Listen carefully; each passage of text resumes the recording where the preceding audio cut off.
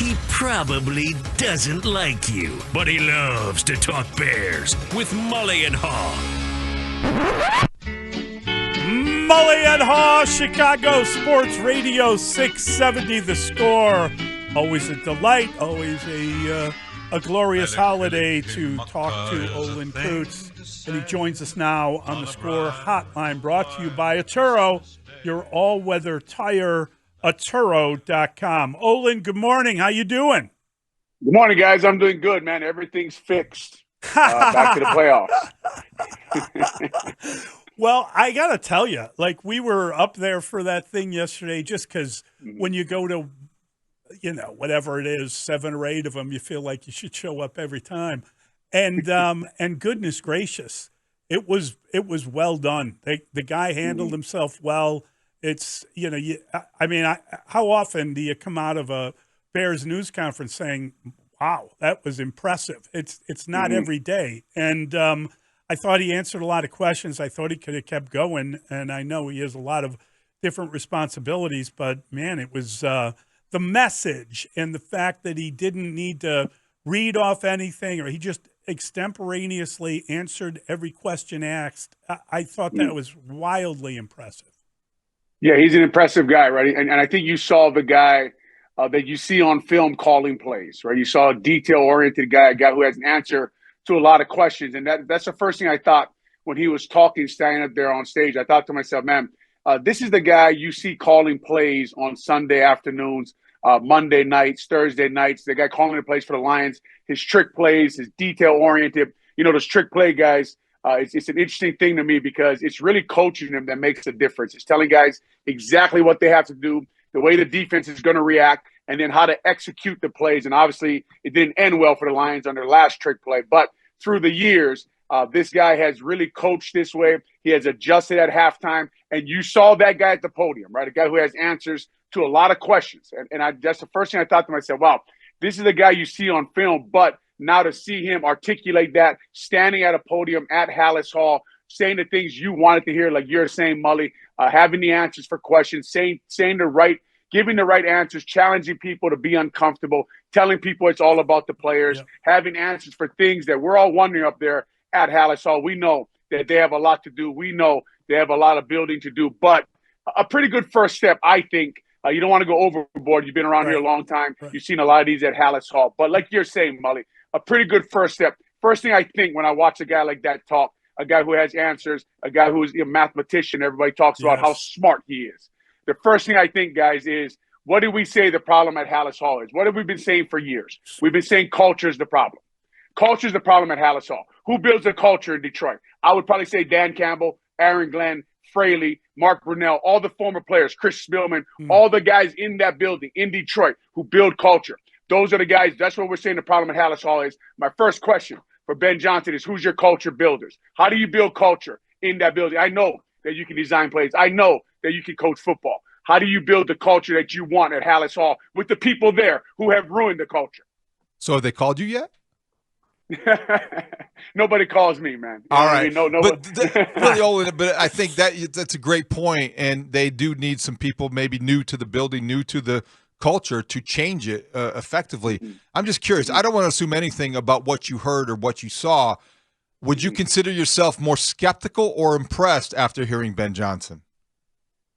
Well, with Ben Johnson, I'm impressed, right? And I've been impressed with him for a long time with his play calling, with the way his offense execute. Of course, I'm impressed with the guy who you saw on the podium yesterday. I don't think you can't be, right? I don't think you can't be and be fair to Ben Johnson. Now, are you skeptical of seeing all the same people in the building? Yes. I'm skeptical of seeing the people behind him. Can he get them to fall in line? When he said, guys, I want the players to get comfortable being uncomfortable. You know what I thought?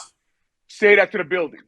Right, say that, and when he said that the players are the number one priority, I bet that hit hard at Halas Hall, right? That everyone has to make the players feel that way, that you're here to develop football players, that you're here to get this thing moving in the right direction. He needs to turn that around on the people who just hired him. And I know, I heard all the things about him and Ryan Poser and lockstep. We're hip to hip. We'll find out.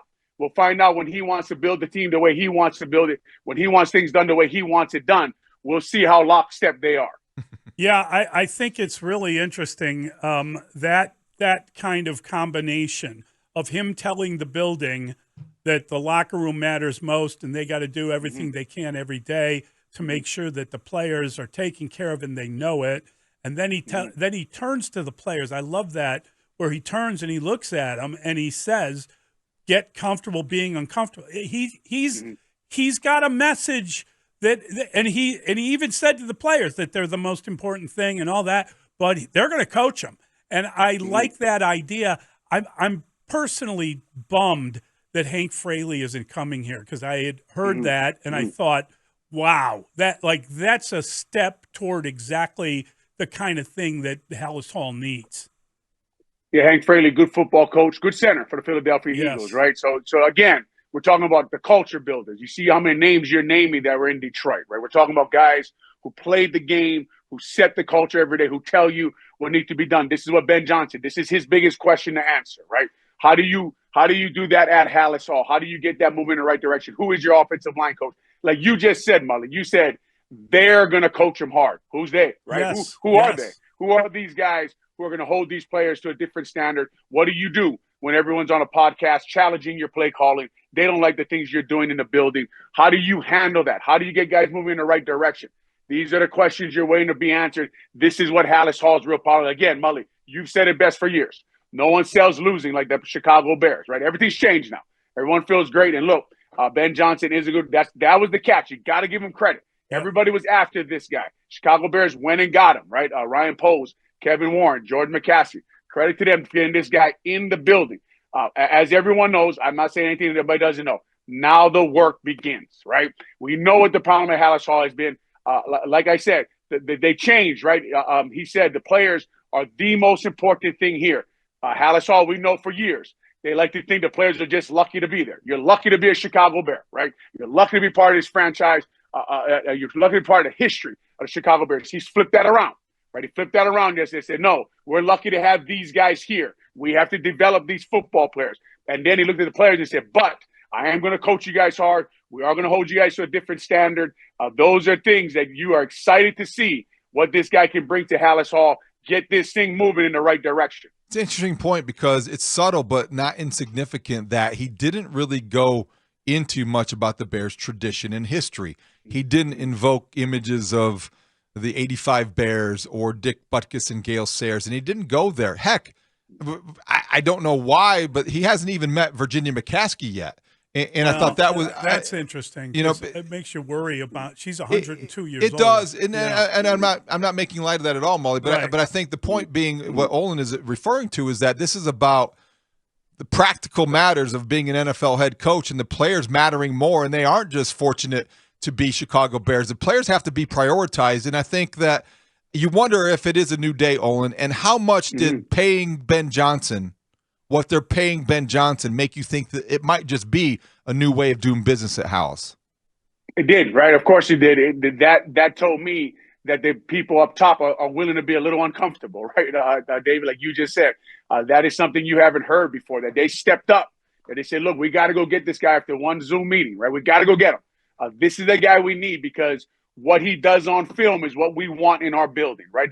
Him developing Caleb, him getting Caleb moving in the right direction, him coaching Caleb about developing the quarterback, getting this building, again, moving in the right direction. You talk about the history, right? He said, what did he say? He said the standard's been set higher than it ever has been. And I thought to myself, wow, that's a big statement because standard's been set high before in that building, right? The Super Bowl is the standard. Winning the Super Bowl, winning multiple Super Bowls has always been what every coach wanted. But he did say that, and he didn't talk a lot about the history. I'm sure he understands. This is a smart guy. So he understands the history of Chicago Bears. I'm sure he respects it. He knows what Halas Hall and what Chicago, what it means to the people of Chicago to be a Chicago Bear. He knows all that stuff. So it's just going to be interesting to see as we go here who he hires, who he puts in that building, how he sets his culture, the way he thinks will get this moving in the right direction. Because my first question is, I know he believes that, guys. I know what he believes. I think he does. I think that's where he's from. He knows what wins football games. He was in Detroit under Dan Campbell. He had contact with Chris Spielman every day.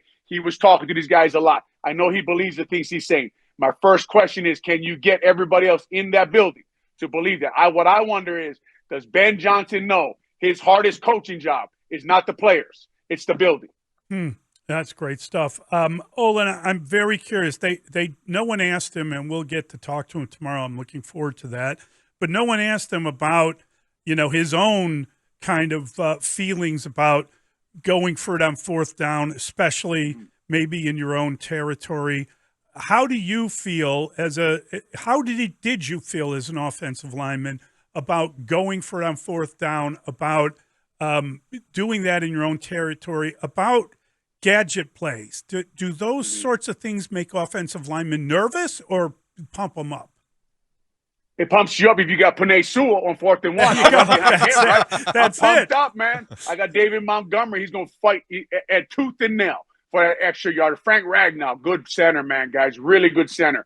Ben Johnson had there in Detroit. And I got Taylor Decker, and I got Laporte, and I got Goff checking to the right play, and I got Amon-Ra St. Brown. They got to play. And Jameis Winston, you better put a safety over the top of him. So, yes, in that situation, on 4th and 1, I'm on the field as a center yelling, let's go for it. I'll tell you guys a little story. We're in Atlanta on the 1 yard line. It was 4th and 1, and Lovey looked at me and said, Olin, these are the things we do. This is who we are. We go for it on 4th and 1. You know what I told him? We can't get it. We can't. I knew what kind of offensive line we had, guys. I knew who we had blocking, right? And he looked at me like he couldn't believe I said it. But I knew what was next to me. I knew who the Atlanta had on defense. So, yes, I'm sure, right. When Dan Campbell's on the sideline, he's saying, go for it on 4th and 1. You know what he's thinking? I got Penei Sewell and you don't. Yes, that's a great point. So, Olin, when you see 4 players show up for a press conference like that, and obviously it was great because Ben Johnson directed a message right at them, and he turned and he looked at them as he said it. As a former player, what value is there in having those players there? And did you think, oh, great, there's 4 players there? Or did you think, why aren't there more players there? Absolutely no value for me. That's optics, right? Someone called them, told them to come down, come to the building, sit in the front row. And it's great. They had a couple guys there. I think if someone would have called me, I'd have been like, yeah, I'm busy in Hawaii. So I'll be there in April, ready to work. But these guys, everything is the Halas Hall, like we said, credit to them, trying to do it the right way. Get the players there, get them in the front row, get them looking like Keanu Reeves on Matrix, get them up there, get them in front of Ben Johnson, and just, by optics, it looks better. He gets a chance to talk to them. Had a few leaders in the room. Got to meet Ben Johnson. It's good. Yesterday was a good day for Halas Hall. You're trying your best, guys, as an analyst, like we are, or a guy who played a long time there, not to be cynical, try to look at it for what it is on that day. They had some of their young leaders there. A lot of those guys they had there got to play better football. I'm curious when you think about the Bears scoring touchdowns, right? We talked about the draft last year. They got the quarterback. They got Roma Dunze. They had signed a couple of receivers. You really thought they were going to be able to score touchdowns. So obviously, in order to do that, they're going to need to make improvements on the offensive line. We hear that all the time. They probably need a power running back to do the kind of things that they would hope to do that Detroit did. When you look at this, what would your wish list be outside of a coach and outside of the staff he puts together? Same wish list I've had for the last 10 years, right? A couple offensive linemen in their free agency. We know the name that Ryan Poles is tied to. We know the names at left tackle, guys like Trey Smith, Ronnie Stanley, guys you can get in there, improve that unit, right? Improve that unit. Find yourself somebody in the draft to develop. Make that offensive line a priority, which it hasn't been. It hasn't been for a long time around here.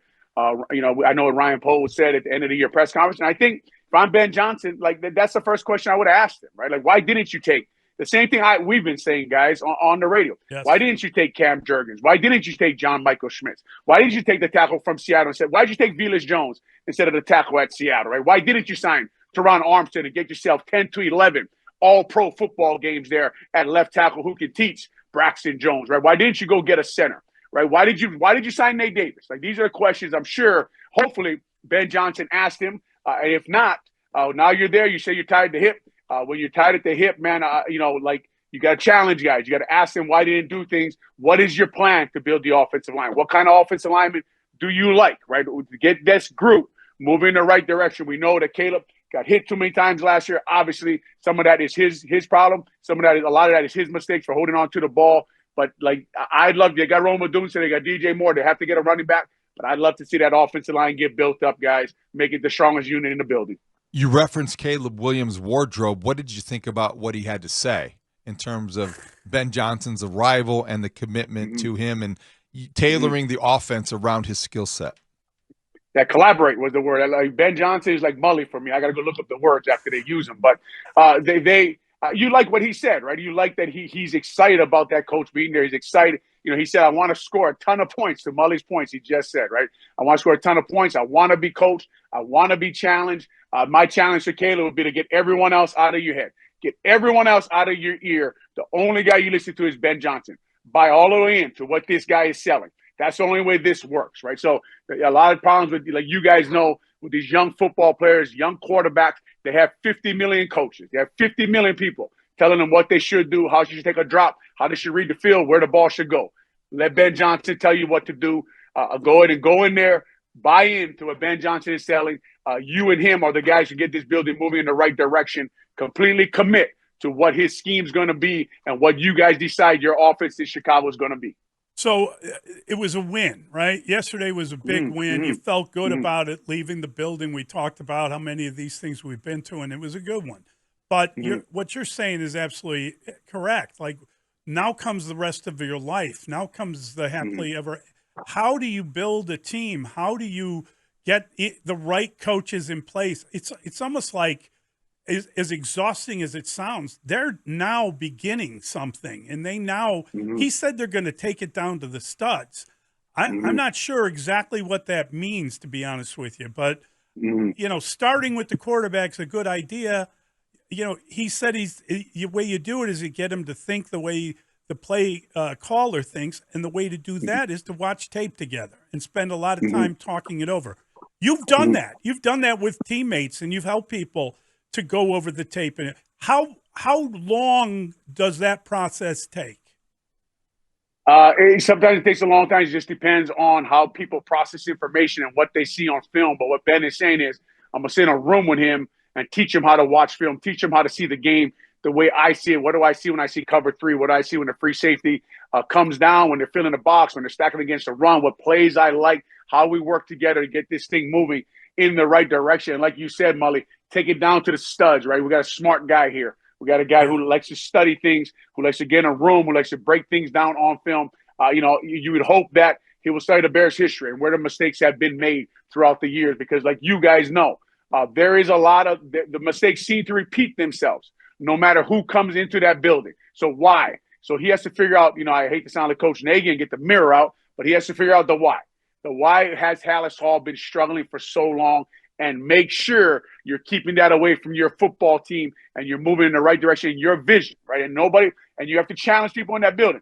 If they don't want to come along with your vision, that's why they gave you $13 million, right? That's why they put you there. So that you got to challenge those guys to change the way they think. Because the hardest thing to do in the NFL is to convince people that what has been happening at Halas Hall is your fault, right? It's part of it is your fault, and the way you've been doing things is wrong, and you have to change it. So I think coaching a quarterback may be the easiest thing he has to do there at Halas Hall.